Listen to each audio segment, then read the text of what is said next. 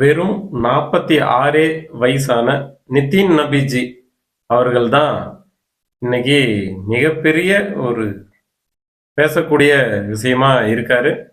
ஏன்னா உலக அரங்கில் மிகப்பெரிய ஜனநாயக கட்சியான பாரதிய ஜனதா கட்சியின் அகில பாரத தலைவர் வெறும் 46 வயசு உடைய நிதின் நபிஜி அவர்களுக்கு இந்த பொறுப்பு கிடைச்சிருக்குதுன்னா அவருடைய திறமை எந்த அளவுக்கு அசாத்தியமானதா இருக்கும், அவரை எந்த அளவுக்கு இந்த உலகத்திலே அதிகப்படியான உறுப்பினர்களை கொண்ட கட்சியும் அதன் தலைவர்களும் எந்த அளவுக்கு அவர் மீது நம்பிக்கை வைத்திருப்பார்கள் என்று நம்ம உணர்ந்துக்கணும்.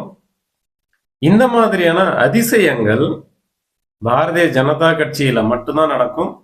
இந்த மாதிரியான சமூக நீதி, எல்லாருக்கும் எல்லாம் இப்படின்றதெல்லாம் நம்ம திராவிட மாயையில ஏட்டளவுல மட்டும்தான் இருக்கும். ஆனா பாரதிய ஜனதா கட்சியில மட்டும்தான், ஆர்எஸ்எஸ் வளர்ப்பில் மட்டும்தான் இந்த மாதிரியான நடைமுறை சாத்தியங்கள் எப்போதுமே இருக்கும். இதுல குறிப்பிடக்கூடிய விஷயம் என்னன்னா, இன்றைய நம்முடைய பாரத பிரதமர் உலகிற்கெல்லாம் மிகப்பெரிய தலைவராக இருக்கக்கூடிய நம்முடைய பாரத பிரதமர் அவர்கள் சொல்லியிருக்கக்கூடிய விஷயம், அவருக்கு வயசு 75, இன்றைய பாரதிய ஜனதா கட்சியின் அகில பாரத தலைவருக்கு 46 வயசு தான். இருந்தாலும் இந்த பொறுப்பில் இருக்கக்கூடிய நிதின் நபிஜி அவர்கள் தான் எனக்கும் பாஸ் அப்படின்ற ஒரு செய்தியை உலகத்திற்கே பாஸா இருக்கக்கூடிய ஒரு உலக தலைவர் சொல்றாருன்ற போது, இந்த பாரதிய ஜனதா கட்சி எந்த அளவுக்கு ஆத்மார்த்தமான அர்ப்பணிப்புள்ள தேச நலனே முக்கியம் என்று சொல்லக்கூடிய ஒரு கட்சின்றத நம்ம புரிஞ்சுக்கணும். இளைஞர்கள் இதை தெரிஞ்சுக்கணும்.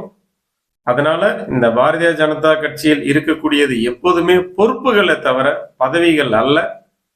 சோ இந்த பொறுப்பு ஒரே ஒரு நம்முடைய பாரதத்தின் உன்னத வளர்ச்சியை நோக்கி மட்டுமே சிந்திக்கும். அந்த மாதிரியான நோக்கத்திற்காக மட்டும்தான் ஒவ்வொருவரும் பொறுப்பில் வருகிறோம். அந்த பொறுப்பிற்கேற்ற சிந்தனையிலையும் முயற்சியிலையும் நம்ம ஈடுபடும் போது இந்த மாதிரியான எல்லாருக்கும் எல்லாம் அப்படின்ற ஒரு நிலையை பாரதிய ஜனதா கட்சியால் மட்டும்தான் கொடுக்க முடியுன்றத உணர்ந்து இளைஞர்கள் இந்த தேசத்துக்கு உலக அரங்கில் உலக விஸ்வ குருவாக மாற்றக்கூடிய தேசப்பணியில தங்களை இணைச்சுக்கிட்டு இந்த தேசத்துக்கான தொண்டாற்ற அனைவரையும் வேண்டுகிறேன். நன்றி, வணக்கம். பாரத் மாதா கி ஜெய்.